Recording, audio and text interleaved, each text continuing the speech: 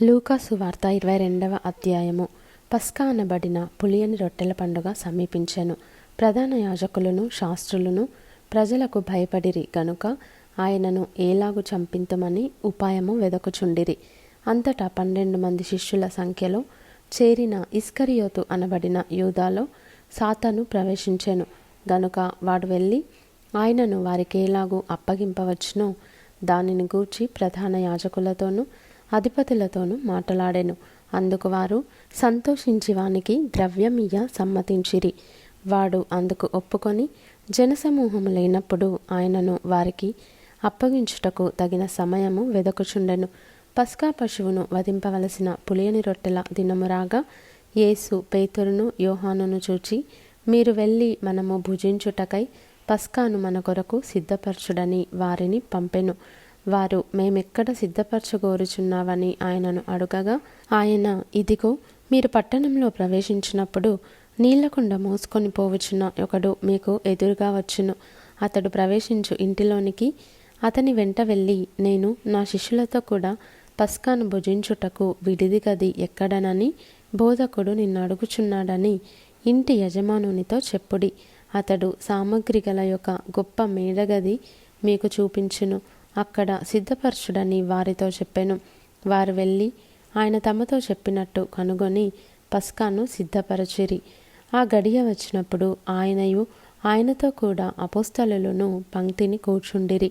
అప్పుడు ఆయన, నేను శ్రమపడక మునుపు మీతో కూడా ఈ పస్కాను భుజింపవలెనని మిక్కిలి ఆశపడి తిని, అది దేవుని రాజ్యములో నెరవేరు వరకు ఇక ఎన్నడూను దాన్ని భుజింపనని మీతో చెప్పుచున్నానని వారితో చెప్పి, ఆయన గిన్నె ఎత్తుకొని కృతజ్ఞతాస్తుతులు చెల్లించి, మీరు దీనిని తీసుకొని మీలో పంచుకొనుడి. ఇక మీదట దేవుని రాజ్యము వచ్చే వరకు నేను ద్రాక్షరసము త్రాగనని మీతో చెప్పుచున్నానెను. పిమ్మట ఆయన యొక్క రొట్టె పట్టుకొని కృతజ్ఞతాస్తుతులు చెల్లించి దాన్ని విరిచి వారికిచ్చి, ఇది మీ కొరకు ఇయ్యబడుచున్న నా శరీరము, నన్ను జ్ఞాపకము చేసుకొనుటకు దీనిని చేయుడని చెప్పెను. ఆ ప్రకారమే భోజనమైన తరువాత ఆయన గిన్నెయు పట్టుకొని, ఈ గిన్నె మీ కొరకు చిందింపబడుచున్న నా రక్తము వలననైనా క్రొత్త నిబంధన, ఇదిగో నన్ను అప్పగించువాని చెయ్యి నాతో కూడా ఈ బల్ల మీద ఉన్నది. నిర్ణయింపబడిన ప్రకారము మనుష్య కుమారుడు పోవుచున్నాడు గాని ఆయన ఎవరి చేత అప్పగింపబడుచున్నాడో ఆ మనుష్యునికి శ్రమయని చెప్పెను. వారు ఈ పనిని చెయ్యబోవు వాడెవరో అని తమలో తాము అడుగుకొనసాగిరి.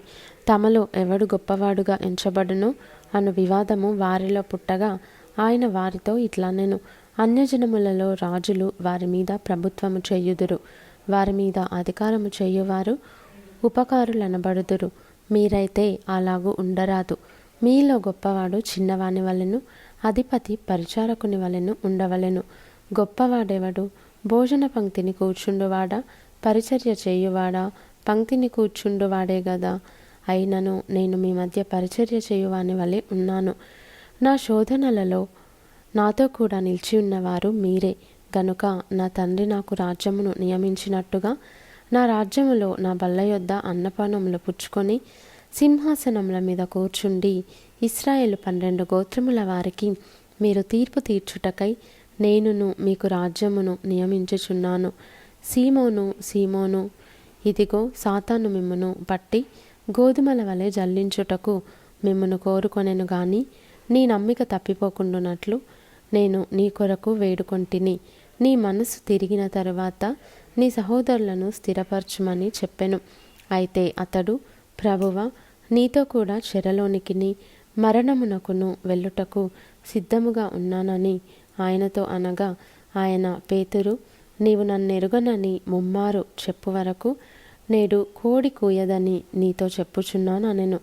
మరియు ఆయన, సంచియు జాలయు చెప్పులను లేకుండా నేను మిమ్మును పంపినప్పుడు మీకు ఏమైనాను తక్కువాయనా అని వారిని అడిగినప్పుడు వారు ఏమీయూ తక్కువ కాలేదనిరి.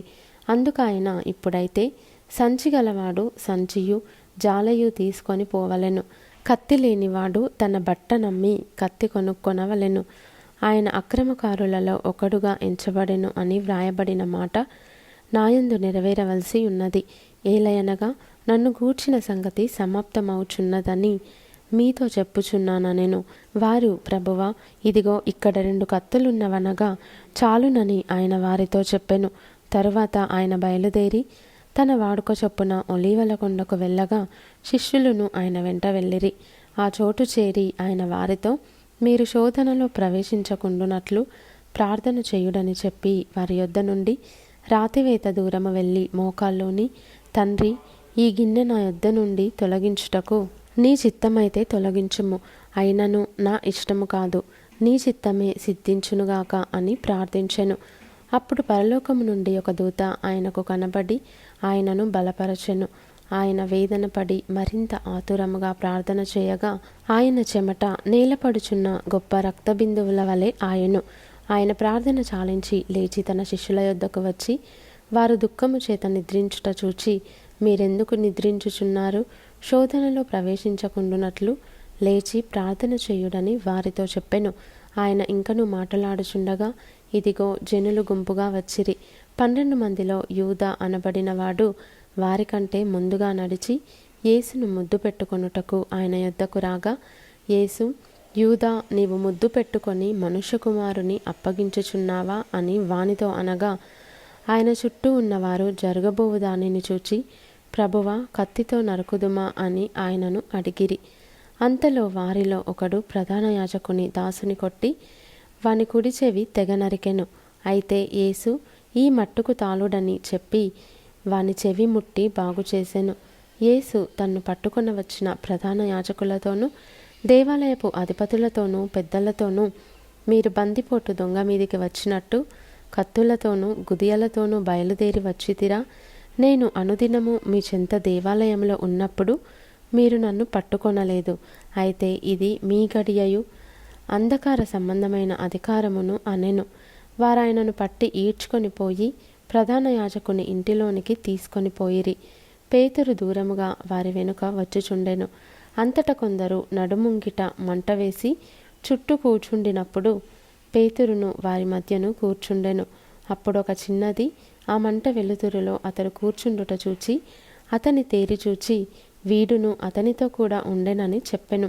అందుకు పేతురు, అమ్మాయి, నేనతని ఎరుగననెను. మరికొంతసేపటికి మరి ఒకడు అతని చూచి, నీవును వారిలో ఒకడవనగా పేతురు, ఓయి, నేను కాననెను. ఇంచుమించు ఒక గడియ అయిన తరువాత మరి ఒకడు, నిజముగా వీడును అతనితో కూడా ఉండెను, వీడు గలిలయుడని దృఢముగా చెప్పెను. అందుకు పేతురు, ఓయి, నీవు చెప్పినది నాకు తెలియదనెను. అతడింకనూ మాటలాడుచుండగా వెంటనే కోడి కూసెను.